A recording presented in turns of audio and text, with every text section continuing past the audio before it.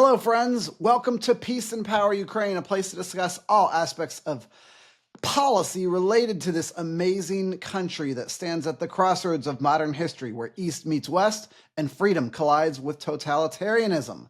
Thank you for joining us during these unprecedented times. There's so many things happening in the world. We have the Z-pad military exercises that just wrapped up in Belarus, where the Russians were working with other countries to really send a message to NATO and the West. We have President Trump meeting with British leaders in another big red carpet state meeting. We've got the continued bombing of Ukraine, civilian targets every single day, every single night. There's so much to get into with headlines, but that's not what today's time is about. I want to introduce you to our friend, Chad Connelly. He's the founder and CEO of Faith Wins, and I know he's going to bring more light than heat in this particular episode. Chad was the Republican National Committee's first ever National Director of Faith Engagement, a key position that influenced the elections in 2016. This guy's traveled to over 43 states, a whole lot of countries as well, spoke to more than 82,000 pastors and faith leaders about the importance of pastoral leadership in the public arena. He has really become a trusted leader across every ministry denomination. As Faith Wins has grown, Chad has built upon his connections in his career, allowing him to continue the trend of more Christian engagement in the political and legislative process. And that's been important because it's also opened some doors for him to speak up for the importance of religious liberty around the world. And I know he's been traveling across the world as well. And indeed, he had a chance to be my travel partner on our most recent trip to Kyiv. So welcome, Chad, my travel partner and brother. Hey Gary, how you doing, my brother? Look, you've been not just a great friend, but a trusted mentor and somebody I've looked to for insight because of your experience. And so I was honored to go on the trip with you. It was awesome. It was eye-opening, and it was just special. I feel like I made some real lifelong connections there. And in Yeah. fact, we're doing a Zoom call with the Save Ukraine people and our senior senator coming up in the next few weeks.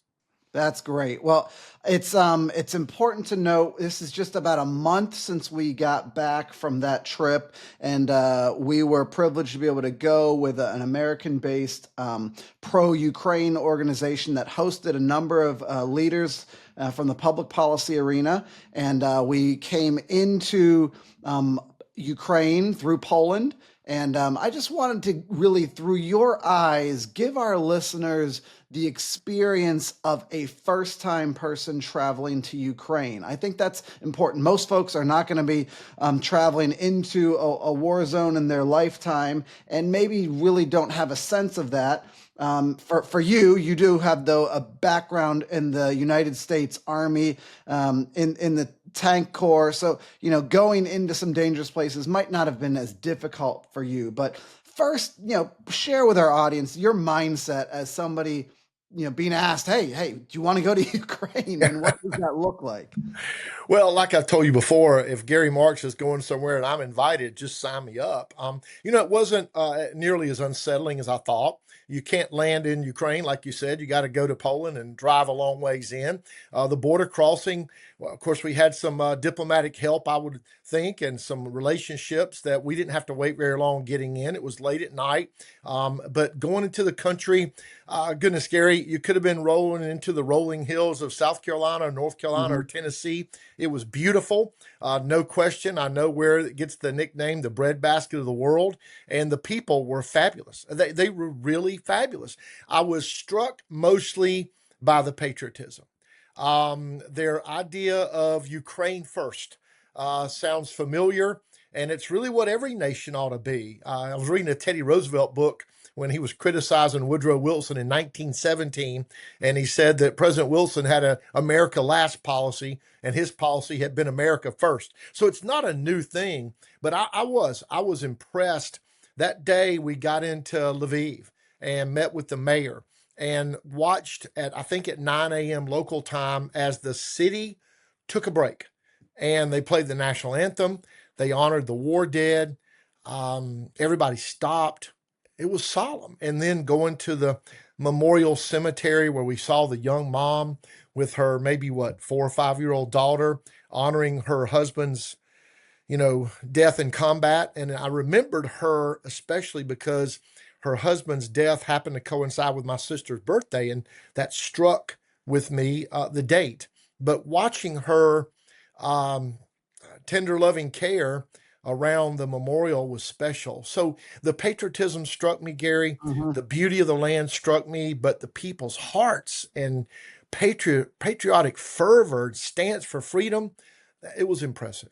Yeah, that is absolutely right. So when we entered the country, we came in by van from Poland, and our initial first overnight was in Lviv, which is in the western part of the country. Yeah, The safer part, the furthest away, but yeah, nonetheless, it does suffer attacks. But it is a city with a lot of hospitals, a yeah. lot of places where they're helping the troops recover. We met with the mayor. He explained Mhm. so much of what's happening in his city. We met with religious leaders who I know that meant a lot to you. And I Did. remember there was one old pastor who was there from Soviet era times. Yeah, And he shared with us, some insights and the other leaders. So I didn't know, what did you glean from that? Because that was that first morning when we yeah, when we woke yeah. up and began to experience these important meetings.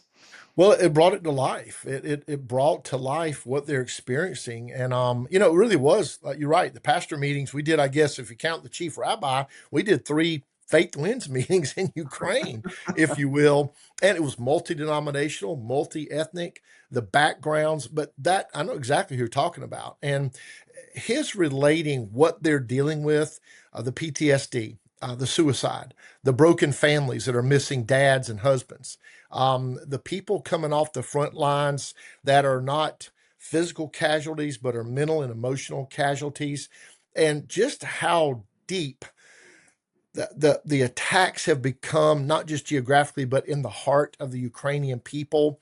Those pastors were pleading with us that, hey, we need America. We're standing for freedom.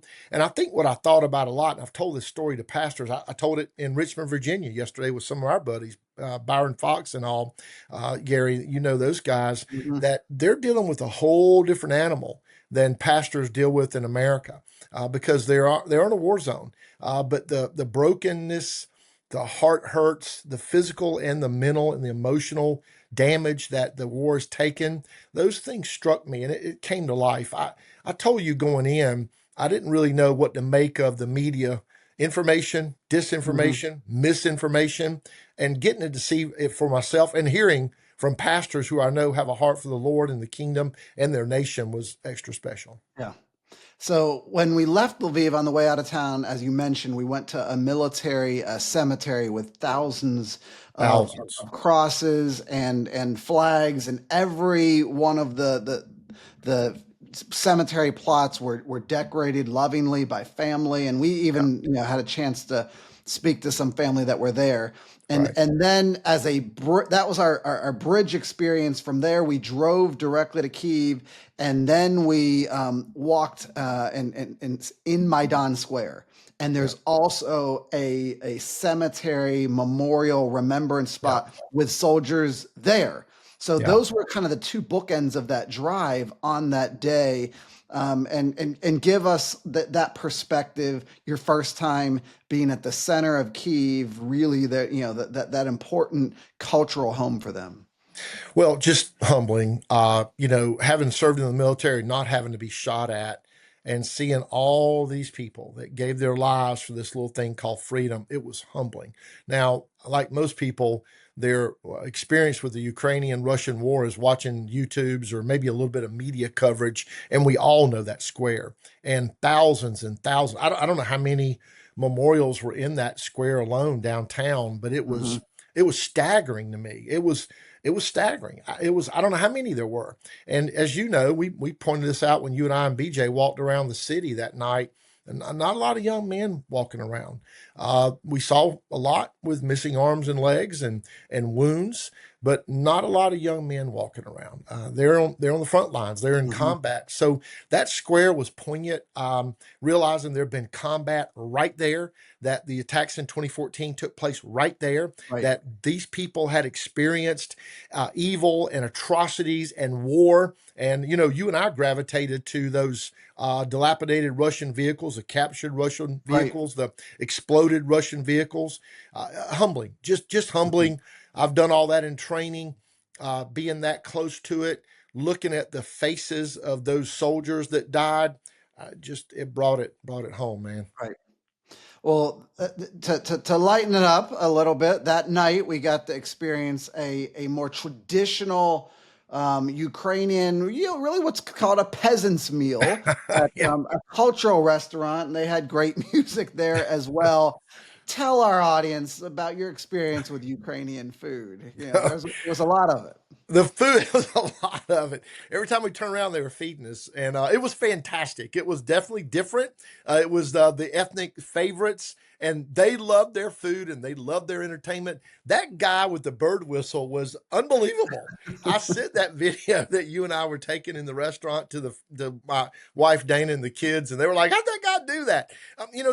They wanted to roll out the red carpet for us. They were Hmm. so thankful that we were there. And so I saw it in their eyes. I saw it in the way they served us, the food they cooked and made, and the way they delivered it to us. The waiters, the waitresses, the people in the restaurants, they were incredibly gracious. They were thankful that we had come from America to hear their stories. You remember our buddy from Save Ukraine even got me an Uber ride, and I didn't know Hmm. any Ukrainian. He didn't know any English, I didn't think. But I saw that, he whispered to him about what I was there for. When I got out of the car that night, he said, "Thank you for coming to Ukraine to learn about our fight for freedom." And I was blown away. And it was a little bit like the restaurant that night. I thought they went overboard trying to say thank you to us.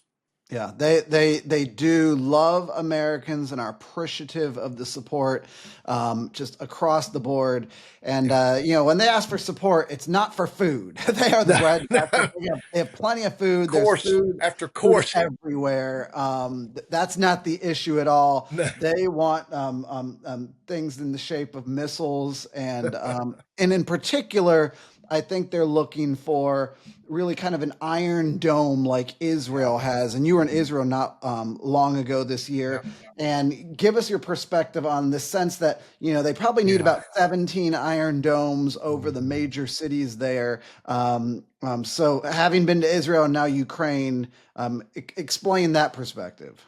Well, the air raid sirens are that's different for us, right? That's different. I don't care if you're in Israel or Ukraine or where you are, but hearing that siren go off, and I think the one in Ukraine was 1:07 a.m.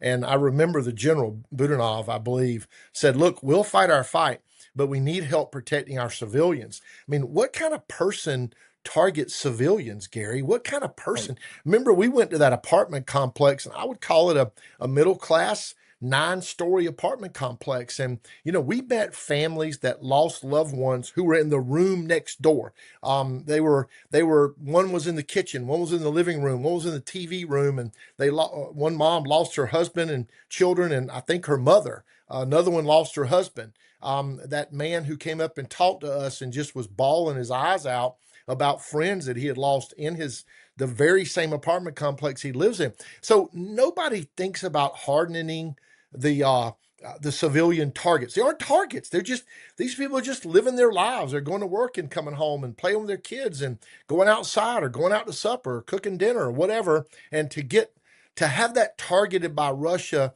that's awful. It's just Hmm. awful.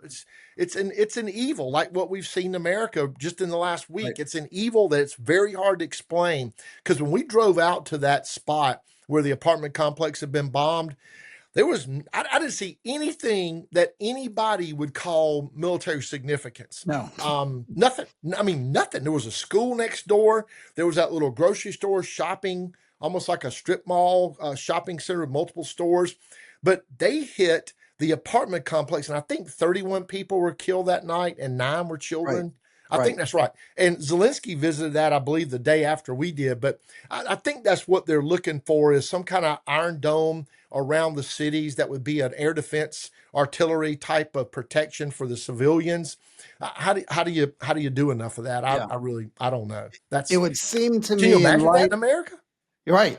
In light of the situation in Israel calming down with missile Right, attacks, right. and there's a few from the Houthis every now and then, it would seem like some of our stockpiles are beginning to be pivoted. Yeah, President Trump just approved a yeah. whole new weapons Saw that. funding pearl through NATO funding weapons. Mhm. So I think that can begin to happen, and Yeah, Lord knows they really need it.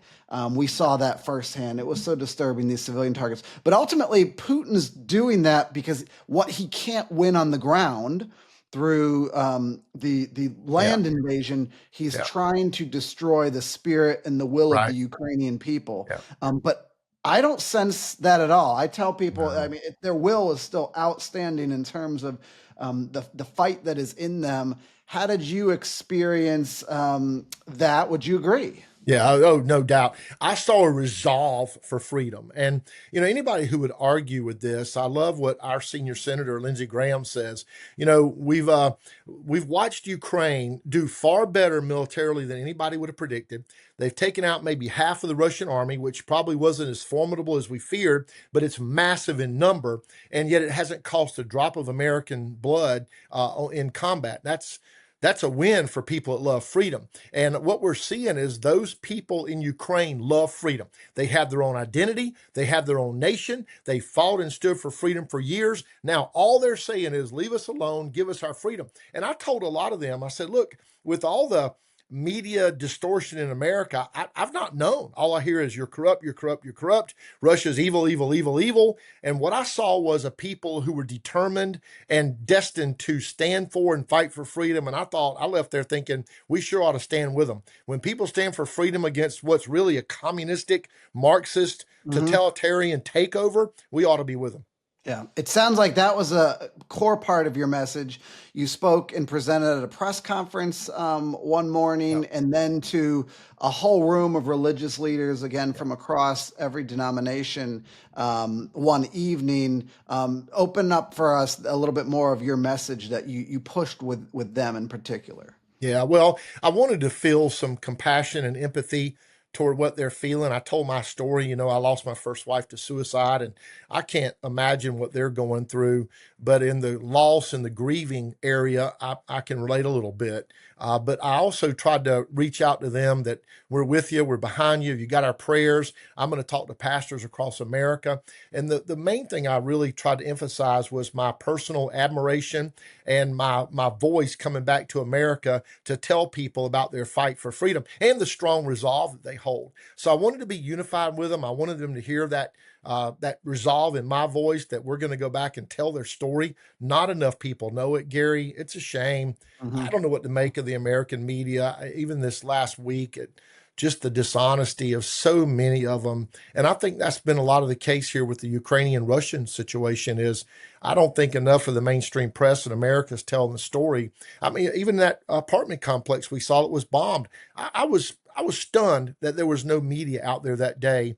Those people were still doing cleanup 3 days Yeah. later, and there's no media coverage, and it barely got a mention. I went back and looked for and searched American media. Very, very, very little coverage about what Putin's done. So my whole take with the pastors was to try to tell them that I'm around a bunch of you in America. I'm going to go back and tell your story. I have a little bit of empathy and a heart for what you're going through, but I'll be praying for you, and I'm going to help spread the word about what you're doing and keeping the fight. Yeah. Well, Chad, I do have a little bit of good news. I think I might have seen a pivot in some of our media coverage. And I don't know if you noticed this, but not this Sunday, but the previous Sunday, I was watching Fox News Sunday with Shannon Bream, seeing what some of the coverage might be. And almost on the regular, she would then go to Trey Yingst Yeah, overseas to yeah, hear what's happening in Israel. So I didn't even look up, and here Trey Yingst is about to come on, the regular reporter. yeah. But guess what? He wasn't in Israel. He was in Kyiv. Wow. So Fox repositioned him to Wow. Kyiv, and he was reporting directly from an apartment complex that had been hit by a missile right before. So I think that that was a little bit of a pivot point that's significant, that maybe we're going to begin to, in the U.S., get some more coverage. And I'm hopeful, because they'll see what we saw traveling around the city. We went to a number of sites that have been Yes. hit by missiles and attacks. Yeah. And I think that's going to be hugely important to tell those stories. Oh, look, I agree with you. I sure hope they're right. I sure hope you are right that it's getting some attention, because when I came back, and of course I do pastor meetings every week, and when I start talking about this story, people, they're oblivious. They really, they've gotten a bare surface story of what's going on over there. And of course, I've related, our story with the chief rabbi. I thought that was awesome. I've related the pastor meetings in my other pastor meetings. I related the story of Save Ukraine, and I'm trying to tell a story. And in fact, I hadn't even had a chance to tell you, we're going to do a podcast. I mean, a Zoom call with the Save Ukraine people and my national pastors. I'm going to invite them, and I think that's in late October. That And is great. I asked Senator Graham to come on, because that guy knows the Middle East and the whole geopolitical take on this better than anybody. And honestly, I want to inform him about that Save Ukraine, when they're rescuing children who've been kidnapped by Russian soldiers. So people need to hear these stories. It's just, and I know there's other places in the world, Right. but this one seems like a big deal because people aren't telling the story. They don't know about it. They're oblivious, living their lives. And when you tell that story, it's almost Sunday school class about the children being kidnapped, they're like, really? What do we do? And the how many, and Mhm. who's gone through this. So people don't know if they need to hear. And I hope you're right about the pivot in the media. Yeah, yeah. I'm so glad you brought that up, because it was really emotionally powerful. You'll meet with religious leaders and hear their stories about persecution and the destruction and the occupied territories of their churches and so forth. Yep. And that pulls at your heartstrings. But when you Yep. meet children that have been Oh, abducted and really oh, returned from Russia and like an underground railroad type of occupation, it just hits even differently, because you think these it are does. innocent children that are being stripped of their religious and cultural heritage. Their Yep. uh, birth certificates are being changed in some cases to hide Yep. who they are. They're being told their parents are dead when maybe that's not the case. It Yep. was just heartbreaking. Was. Yeah, You unbelievable. you're right. A lot of those pastors had pastor buddies, priest buddies whose churches had been destroyed. And I'd noticed some of that on the news. It was early on in their war, but very, very, very few people knew about the kidnapping of children. And, we stood on that bus that's bomb-proof and bulletproof they used to go in and rescue those kids. And we stood in that room, and they let us take pictures. And I guess that youngest child was 5, Hmm. 6.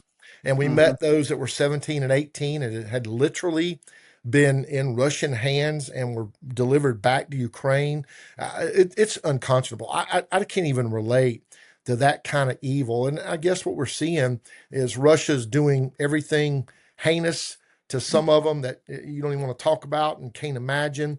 And some they're re-indoctrinating into communist thinking and throwing them on the front lines as just human cannon fodder. Right. It's awful. It's unspeakably awful, and people in America need to know about it. Yeah.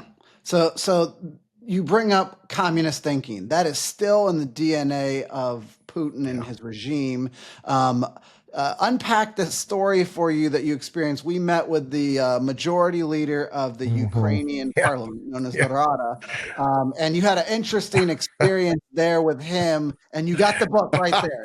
I Tell pulled our it back audience, out. they can't see the book for those that aren't watching video, but tell us about that. Yeah, well, I'll hold it up in case you are watching video. Mhm. But we were in the majority leader for the Parliament of Ukraine. Super nice guy, Yeah. and we're sitting around drinking a Coke Zero and having this conversation.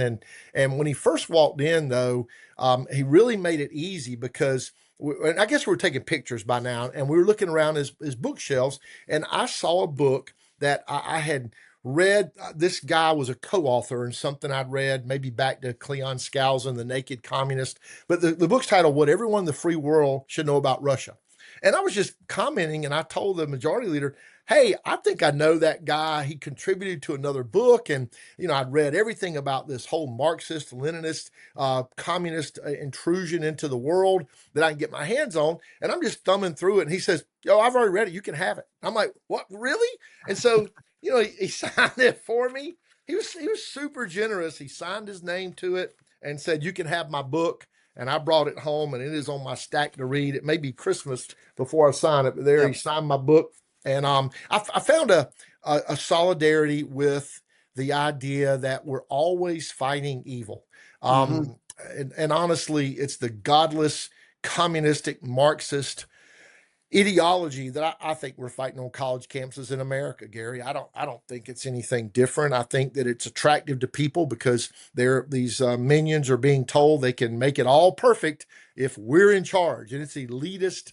It's anti-God. It takes God off the throne. I tell my Sunday school class in Newberry, South Carolina, all the time, reading Francis Schaeffer's book. In 1971, he said the biggest threat to Christendom in America and the world is statism. And statism, and it's when you take God off the throne and put self, and then self figures out they don't have the answers, and they put state on the throne. And in the natural order of things, if you keep looking for somebody else to solve your problems instead of the personal responsibility and accountability that we as Christians believe in, and a constitutional republic where we have representatives vote for us that we put in office, you go to that elitist mindset of the godless Marxist idea that all the animals are equal, but some of the animals are more equal than others, to quote Animal Farm. And I reveled in meeting somebody in Ukraine who not only had the thinking that I thought he had, but he read a book about it to reinforce it for the people around him. I think that's powerful. It just goes to show you how this is a country led by leaders who are Western oriented, Right. who have our tradition, who aren't of the Russian mindset and that old communist ideologies. What they're running away from, their experience in their parents' generation, the generation before that, is death and destruction. So many millions of Ukrainians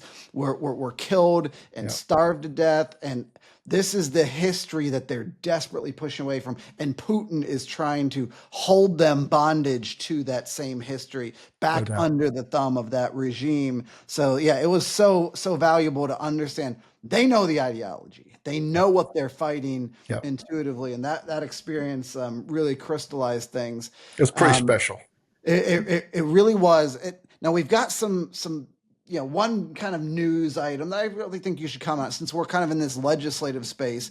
President Trump has just said to the EU, hey, if you want us to do more sanctions, if you want us to be serious and push forward with, Senator Lindsey Graham and others, this major sanctions legislation, you guys first have to get off this addiction to Russian oil.